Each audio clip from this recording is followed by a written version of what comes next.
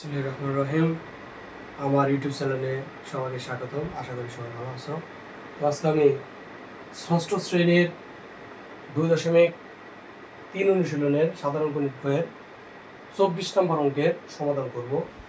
আমার 24 নম্বর অঙ্কটি ছিল, একজন স্কুল ছাত্র প্রতিদিন সাইকেল চালিয়ে 2 ঘন্টায় 10 কিলোমিটার পথ অতিক্রম করে স্কুলে যাওয়া আসা করে। সে 6 দিনে কত কিলোমিটার পথ অতিক্রম করে এবং তার গতিবেগ কত? তাহলে আমরা লিখতে পারি, যেহেতু সে প্রতিদিন 2 ঘন্টায় 10 কিলোমিটার পথ অতিক্রম করে, তাহলে প্রতিদিন বলতে কয়দিন? একদিন। তাহলে একদিন সে কত কিলোমিটার পথ যাচ্ছে? 10 কিলোমিটার। তাহলে আমরা লিখতে পারি, একদিনে সে অতিক্রম করে কত? 10 কিলোমিটার। একদিনে সে অতিক্রম করে 10 কিলোমিটার। অতএব একদিনে যদি 10 কিলোমিটার পথ অতিক্রম করে, তাহলে 6 দিনে কি অবশ্যই বেশি পথ অতিক্রম করবে। তাহলে 6 দিনে সে অতিক্রম করে 10 গুণ 6 সমান 60 কিলোমিটার। তাহলে 6 দিনে সে কত পথ অতিক্রম করছে? 6 দিনে সে 60 কিলোমিটার পথ অতিক্রম করছে। তাহলে আমরা লিখতে পারি, সে 6 দিনে 60 কিলোমিটার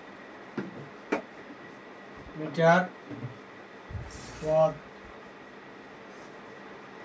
অতিক্রম করে। এখন কি বলছে? বলছে যে তার গতিবেগ কত ছিল, তার গতিবেগ কত। তাহলে যেহেতু সে 2 ঘন্টায় 10 কিলোমিটার যাচ্ছে, তাহলে সেখান থেকে আমরা অবশ্যই গতিবেগ বের করতে পারবো। তার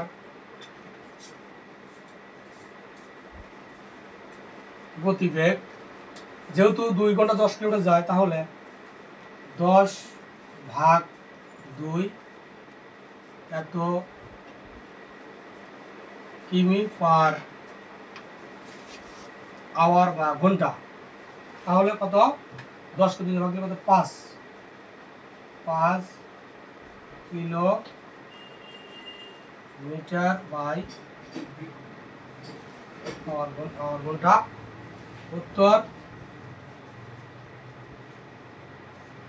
সে 60 কিমি পথ অতিক্রম করে এবং তার গতিবেগ 5 কিমি বাই আওয়ার ঘন্টা। ধন্যবাদ। এখন আমরা 25 নম্বর অঙ্কের সমাধানে চলে যাব। এখন আমরা 25 নম্বর অঙ্কের সমাধানে চলে যাব। আমাদের 25 নম্বর অঙ্কটি ছিল, রবিন দৈনিক 10 ঘন্টা করে হেঁটে 12 দিনে 480 কিলোমিটার পথ অতিক্রম করে। দৈনিক 9 ঘন্টা হেঁটে সে কত দিনে 360 কিলোমিটার পথ অতিক্রম করতে পারবে? তাহলে দৈনিক বলতে আমরা কতদিন বলছি? একদিন। একদিনে কত কত ঘন্টা হাঁটে? 10 ঘন্টা। তাহলে আমরা লিখতে পারি, একদিনে হাঁটে কয় ঘন্টা? 10 ঘন্টা। একদিন হাঁটে 10 ঘন্টা। তাহলে কয় দিন? 12 দিন। তাহলে 12 দিনে সে কি বেশি হাঁটবে না? অবশ্যই বেশি হাঁটবে। 12 দিনে হাঁটে 10 গুণ 12 সমান 120 ঘন্টা। আমরা লিখছি যে একদিন হাঁটে 10 ঘন্টা, অতএব 12 দিন হাঁটে কত? 10 গুণ 12 সমান 120 ঘন্টা। বলছে যে এই 10 ঘন্টা করে হেঁটে 12 দিনে সে 480 কিলোমিটার পথ অতিক্রম করে। তাহলে এই 10 দিনে 12 দিনে 10 ঘন্টা হেঁটে মোট কয় ঘন্টা হলো? 120 ঘন্টা। 120 ঘন্টায় কয় কিলোমিটার যাচ্ছে? 480 কিলোমিটার। তারপর লিখতে পারি 480 কিলোমিটার মিটার পথ অতিক্রম করে সমান 120 ঘন্টা। 480 কিলোমিটার পথ অতিক্রম করার কথা 120 ঘন্টায়। তাহলে 1 কিলোমিটার পথ যেতে সময় কি অবশ্যই কম লাগবে। যেহেতু 480 কিলোমিটার পথ যেতে তার 120 ঘন্টা লাগছে, তাহলে সে যদি 1 কিলোমিটার পথ অতিক্রম করে তাহলে তার কি সময় কম লাগবে। আর কম মানে কি ভাগ, কম মানে কি ভাগ। তাহলে 120 ভাগ কত 480 ঘন্টা। তারপর কি আছে 360 কিলোমিটার পথ। তাহলে যেখানে 1 কিলোমিটার পথ হেঁটে যেতে তার সময় লাগে কম, ওই জায়গায় যদি 360 কিলোমিটার পথ অতিক্রম করে তাহলে তার কি সময় বেশি লাগবে। আর সময় বেশি লাগা মানে কি গুণ। তাহলে 120 গুণ 360 নিচে কত 480। আমরা 0 কেটে দিলাম।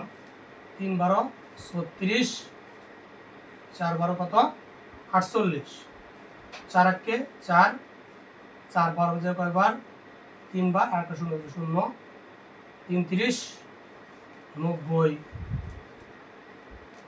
ঘন্টা। 90 ঘন্টা। এর আগে বলছিল কি যে দৈনিক 9 ঘন্টা হেঁটে, দৈনিক 9 ঘন্টা, দৈনিক বলতে কি বুঝি আমরা একদিন।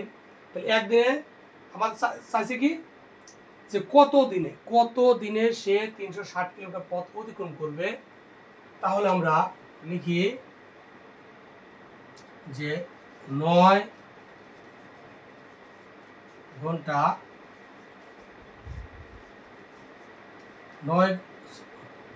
9 ঘন্টা হাঁটে কয় দিনে, একদিনে। বলছে দৈনিক 9 ঘন্টা হেঁটে 360 কিলোমিটার পথ। তাহলে দৈনিক বলতে আমরা কি বলছি একদিন বা প্রতিদিন। তাহলে 9 ঘন্টা হাঁটে কয় দিনে, একদিনে। অতএব যেহেতু 9 ঘন্টা হাঁটে একদিনে, তাহলে 1 ঘন্টাতে তার কি সময় আরো কম লাগবে। 9 ঘন্টাতে যেহেতু তার একদিন সময় লাগছে, তাহলে সে 9 ঘন্টা পথে যদি 1 ঘন্টা হাঁটে তাহলে কি সময় কি কম লাগবে না। আর সময় কম লাগবে কি ভাগ। 1 ঘন্টা হাঁটে 1/9। যেখানে 1 ঘন্টা হাঁটতে তার সময় কম লাগছে, ওই 1 ঘন্টা পথে যদি সে 90 ঘন্টা হাঁটে তাহলে তার কি সময় বেশি লাগবে। 90 ঘন্টা হাঁটে 1 গুণ 90 নিচে কত